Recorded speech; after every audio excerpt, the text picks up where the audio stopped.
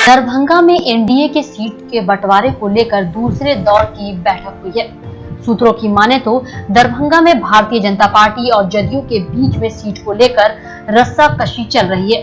गौरतलब है कि भाजपा और जदयू के बीच 2 सीटों को लेकर ज्यादा किचकिच है, जिनमें केवटी बहादुरपुर ग्रामीण इन सीटों में तालमेल को लेकर वार्ता चल रही है। सूत्रों की माने तो केवटी जो भाजपा का सीट माना जाता है, उसमें विजय उम्मीदवार जो जदयू में आए हैं उस सीट को लेकर वार्ता चल रही है।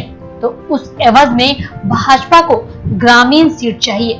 यही नहीं, गौरा से जदयू के मदन सैनी को बहादुरपुर विधानसभा चाहिए, जहां से भारतीय जनता पार्टी हार चुकी है, जबकि भारतीय जनता पार्टी की सीट यह मानी जाती है। इस तरह सूत्रों की माने तो दूसरे दौर की बैठक आंतरिक रूप से चल रही है। हालांकि दरभंगा में 10 विधानसभा है, 3 लोकसभा क्षेत्र माने जाते हैं, जिसमें मधुबनी लोकसभा में केवटी और जाले विधानसभा के क्षेत्र पड़ते हैं। तो दूसरी तरफ समस्तीपुर लोकसभा क्षेत्र में कुशेश्वर स्थान और हयाघाट के क्षेत्र पड़ने से दोनों जगह के सांसदों का प्रभाव अवश्य इन विधानसभा क्षेत्र में देखा जाएगा।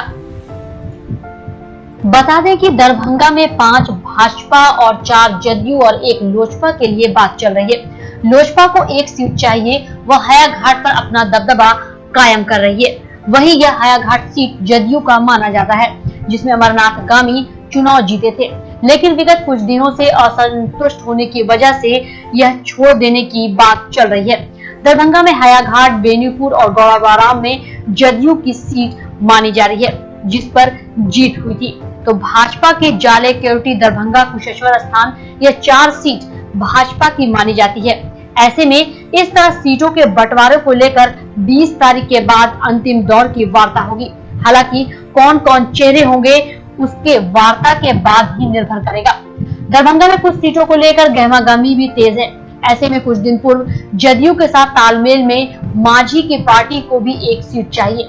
ऐसे में अब 20 तारीख के बाद ही तय हो पाएगा कि पहले किस दल को कितना सीट चाहिए। हम दिखाएंगे आगे मधुबनी में कितना सीट और समस्तीपुर में किन किन सीटों पर चल रही है वार्ता। चुनाव से जुड़ी खबर क्लिक कर देखें। ब्यूरो रिपोर्ट, मिथिला मंच न्यूज, दरभंगा।